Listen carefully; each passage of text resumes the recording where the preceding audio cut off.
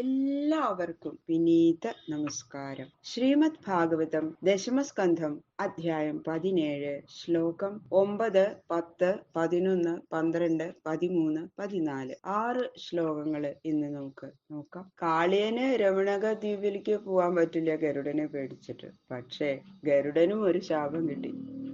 കാളിയന്തിലേക്ക് വരാൻ പറ്റില്ല. അത്രയും ഭഗവാന്റെ വാഹനമായിട്ടുള്ള ഗരുഡനും ഇങ്ങനെ ഒരു ശാപം കിട്ടാൻ ഒരു കാരണം ഉണ്ടായി. അതാണ് ഈ ശ്ലോകത്തിൽ പറയുന്നത്. ഓം നമോ ഭഗവതേ വാസുദേവായ കൃഷ്ണായ വാസുദേവായ ഹരയേ പരമാത്മനെ പ്രണതക്ലേശനാശായ ഗോവിന്ദായ നമോ നമഃ. ഓം നമോ ഭഗവതേ വാസുദേവായ. ഓം നമോ ഭഗവതേ വാസുദേവായ. ഓം നമോ ഭഗവതേ വാസുദേവായ. ശ്ലോകം 9. തത്രൈകദാ ജലചരം ഗരുഡോ ഭക്ഷ്യമീപ്സിതം നിവാരിത സൗഭരിണാ പ്രസഹ്യ ക്ഷുധിതോ ഹരൽ. ഭഗവാന്റെ വാഹനമായ ഗരുഡന്റെ ഗതിക്ക് ഒരിക്കലും ഒരു തടസ്സമില്ലാതിരിക്കെ കാളിയന്തിയിലുള്ള ആ ഹ്രദത്തിൽ എന്തുകൊണ്ട് പോകാൻ പാടില്ല? അതെന്താ കാരണം? അതിന് ഒരു സമാധാനം പറയാണ്. ആ യമുനയില് ഒരു ദിവസം സൗഭരി മഹർഷി ഗരുഡൻ ഭക്ഷണ സാധനങ്ങളായ മത്സ്യങ്ങളെ പിടിച്ചു തിന്നണത് കണ്ടു. വല്ലാത്ത സങ്കടായി, കരുണ തോന്നി മത്സ്യങ്ങളോട് സൗഭരി മഹർഷിക്ക്. അപ്പൊ ഗരുഡനോട് പറഞ്ഞു, ഇങ്ങനെ ആ സാധു ജീവികളെ ഇങ്ങനെ പിടിച്ചു തിന്നരുത്, അവരെയൊന്നും കൊല്ലരുത് എന്ന് പറഞ്ഞു. പക്ഷെ ഗരുഡൻ അത് വകവെച്ചില്ല. മുനിയുടെ വാക്കുകൾക്ക് വില കൊടുത്തില്ല.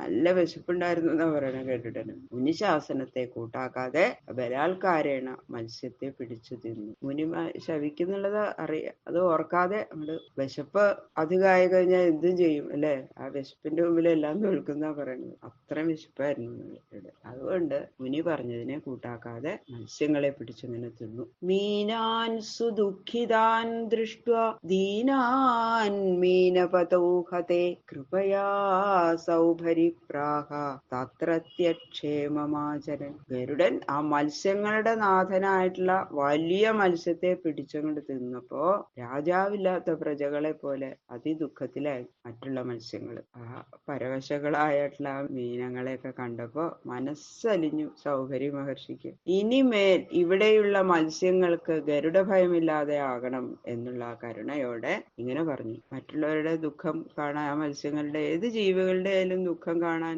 വയ്യ ആ മഹർഷിക്ക്. അതുകൊണ്ടാണ് എന്താണ് പറഞ്ഞത്? അത്ര പ്രവിശ്യ ഗരുഡോ യതി മത്സ്യാൻ സഖാദതി സദ്യ പ്രാണേർവിയുജ്യേത സത്യമേതൽ പ്രവീമ്യഹം.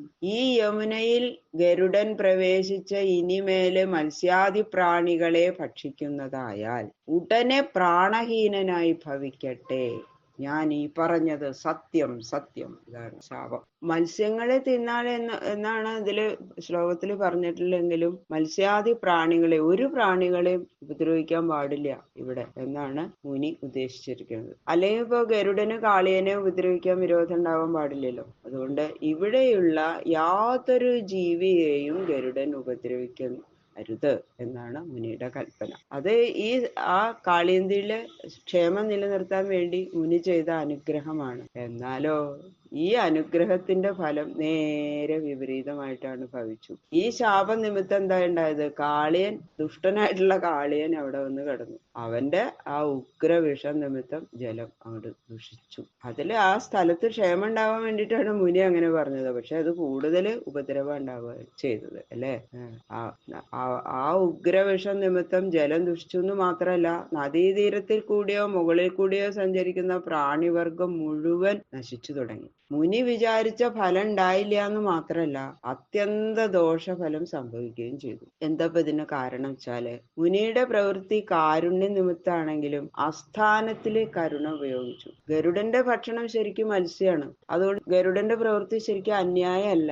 ആ പ്രാണിഭക്ഷണ നിരോധം ചെയ്തത് മുനിയുടെ നിലയ്ക്ക് സമുചിതമല്ല. അത് ചെയ്യാൻ പാടില്ല ശരിക്കും. അല്ലെ ഇപ്പൊ ഗരുഡൻ എന്ത് ചെയ്യും? വിശന്നാൽ ഈ മത്സ്യങ്ങളാണ് ഗരുഡന്റെ ഭക്ഷണം. അങ്ങനെ അസ്ഥാനത്തിലുള്ള ശാപനിമിത്തം മുനിയുടെ തപസ് ക്ഷയിച്ചു. പിന്നെന്താ, ഭാര്യാപുത്രാദി സംസാര പീഡയും അനുഭവിക്കേണ്ടി വന്നു. അദ്ദേഹം ലോകത്തില് കരയിലിരുന്നിട്ട് ധ്യാനിച്ചാൽ ഏകാഗ്രത നഷ്ടപ്പെടും എന്ന് വിചാരിച്ചിട്ടാണ് ജലത്തിന്റെ അടിയിൽ കിടന്ന് തപസ് ചെയ്യാനായിട്ട് വന്നത്. അപ്പൊ എന്തായി, അതിലെ ഏകാഗ്രത ഒട്ടും കിട്ടിയില്ല എന്ന് മാത്രമല്ല, ഈ മത്സ്യങ്ങളുടെ കളിയൊക്കെ കണ്ടുകൊണ്ടിരുന്നു അല്ലെ. യമുനാ നദിയിലെ ക്ഷേമ നിർവാഹമാണ് ഉദ്ദേശിച്ചത്, എങ്കിലും വിപരീത ഫലം സംഭവിച്ചു. അപ്പൊ തപശക്തി കൊണ്ട് ഞാനൊരു താപസനാണെന്നുള്ള അഹങ്കാരം നിമിത്തം, ആ അഹങ്കാരം മുനിയെ ബാധിച്ചതുകൊണ്ട് ഗരുഡൻ ഭഗവാന്റെ വാഹനമാണെന്നും ഇതൊക്കെ മത്സ്യമാണ് ഗരുഡന്റെ ആഹാരം, അത് സ്വീകരിച്ചത് ഗരുഡനെ സംബന്ധിച്ച് കുറ്റകരമല്ല എന്നും മുനി ആലോചിച്ചില്ല. അതിന്റെ ഫലമാണ് ഇതൊക്കെ. അതുകൊണ്ട് കരുണയും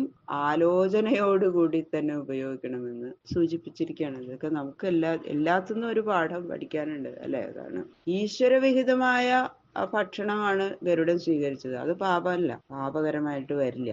അപ്പൊ വിശേഷ ബുദ്ധിയില്ലാത്ത പ്രാണിവർഗത്തെ സംബന്ധിച്ച ഈ സാധാരണ നിയമം ഓർക്കാതെ ശപിച്ചത് തപശക്തി കൊണ്ടുള്ള അഹങ്കാരം നിമിത്താണ്. അതുകൊണ്ട് അതിന്റെ ഫലം മുനിക്കും സിദ്ധിച്ചു. തം കാളിയ പരം വേദ നാന്യ കശ്ചനലേലിഹ അവാസീൽ ഗരുഡാൽഭീത കൃഷ്ണേന ച വിവാസിത. സൗഭരി ചെയ്ത ഈ ശാപം കാളിയൻ മാത്രമേ അറിഞ്ഞിട്ടുള്ളൂ, മറ്റൊരു പാമ്പ് അറിഞ്ഞിട്ടില്ല. അതുകൊണ്ട് ഗരുഡഭീതനായ കാളിയൻ ഇവിടെ വന്ന് അങ്ങോട്ട് താമസിക്കാൻ തുടങ്ങി. അങ്ങനെയാണ് കാളിയൻ ഇവിടെ വന്ന് താമസിച്ചത്. കൃഷ്ണ ഭഗവാൻ ആ കാളിയനെ അവിടെ നിന്ന് ഓടിക്കുകയും ചെയ്തു. കൃഷ്ണം ഹൃദാൽ വിനിഷ്ക്രാന്തം ദിവ്യസ്രഗന്ധവാസസം മഹാമണിഗണാകീർണം ജാംബൂനദ പരിഷ്കൃതം. ശ്രീകൃഷ്ണനെ കാളിയൻ പൂജിച്ചത് കൊണ്ട് പൂർവാധിക ശോഭ ശ്രീകൃഷ്ണനിൽ കാണപ്പെട്ടു എന്നാണ് പറയണത്, ആ കാളിയൻ പൂജിച്ചത് കൊണ്ട്. അപ്പൊ ഭഗവാൻ അതാ ആ ഹൃദയത്തിൽ നിന്ന് ഇങ്ങനെ മുകളിലേക്ക് കയറി വന്നു. എല്ലാവരും നോക്കിക്കൊണ്ടിരിക്കുക, അച്ഛനും അമ്മയും ഗോപന്മാരും ഒക്കെ. അപ്പോഴെന്താ, ലോകത്തില് ഇതുവരെ കാണാത്ത തരത്തിലുള്ള ദുർലഭമായ പൂമാലകള്, പട്ടുവസ്ത്രങ്ങള്, അതിദീപ്തിയുള്ള രത്നസമൂഹങ്ങള്, പത്തരമാറ്റുള്ള തങ്കാഭരണങ്ങള്, ഇതൊക്കെ കൊണ്ട് സർവാംഗം ഇങ്ങനെ അലങ്കരിക്കപ്പെട്ടിരിക്കുക. ഇവരിങ്ങനെ കാളിയന്റെ പുറത്ത് നിന്നിട്ട് അവിടുന്നല്ലേ കയറി വരണത്. അങ്ങനെ ആകെ ക്ഷീണിച്ച് അവശനായി ഒക്കെ നനഞ്ഞു കുളിച്ച് അങ്ങനെയൊക്കെയുള്ള കൃഷ്ണൻ വരിക എന്ന് വിചാരിച്ചിങ്ങനെ നോക്കി നിൽക്കുമ്പോ എന്താ, അതിസുന്ദരനായിട്ട് കാളിയനും പത്നിമാരും പൂജിച്ചുകൊണ്ട് പൂർവാധികം ശോഭയോട് കൂടിയിട്ടാ ഭഗവാന്റെ വരവ്. ഒന്നാം തരം മാല ഇട്ടിട്ടുണ്ട്, പട്ടുവസ്ത്രങ്ങളാണ് എടുത്തിരിക്കുന്നത്, രത്നങ്ങള് പതിച്ച മാലകൾ ഇങ്ങനെ ധാരാളം, രത്നം കൊണ്ട് ഇങ്ങനെ തിളങ്ങണു ഭഗവാന്റെ ശരീരം, തങ്കം കൊണ്ടുള്ള ആഭരണങ്ങള് കയ്യിലും കാലിലും എല്ലാ സ്ഥലത്തും, ഒന്നാം തരം കിരീടം രത്നം പതിച്ചത്. ഇങ്ങനെയൊക്കെയുള്ള കൃഷ്ണനാണ് ആ ഹൃദയത്തിന്റെ ഉള്ളിൽ നിന്ന് ഇങ്ങനെ പൊങ്ങി വന്നത്. ഇവർക്ക് അതൊക്കെ അങ്ങോട്ട് കണ്ടപ്പോ ഉണ്ടായ ഒരു സന്തോഷം. ഉപലഭ്യോദ്ധിതാ സർവേ ലബ്ധപ്രാണായി വാസവ പ്രമോദ നിവൃതാത്മാനോ ഗോപാ പ്രീത്യാഭിരേ ഭിരേ.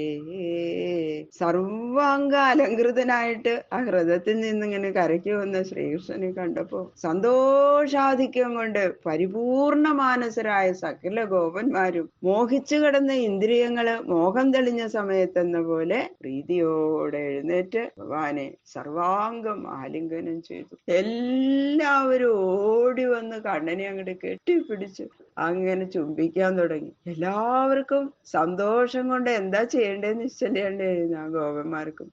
യശോദമ്മ ഓടി വന്ന് കണ്ണനെ ഇങ്ങനെ കെട്ടിപ്പിടിച്ചു ഉമ്മ വെക്കാൻ തുടങ്ങി. ആ പശുക്കള് പോലും അങ്ങനെ നക്കി തുടയ്ക്കാൻ പോകുന്നത് അടുത്ത ശ്ലോകങ്ങളിലൊക്കെ പറയുന്നുണ്ട്. ബാക്കിയുള്ള ശ്ലോകങ്ങള് നാളെ നോക്കാം. സർവത്ര ഗോവിന്ദ നാമ സങ്കീർത്തനം ഗോവിന്ദ ഗോവിന്ദ ഗോവിന്ദ.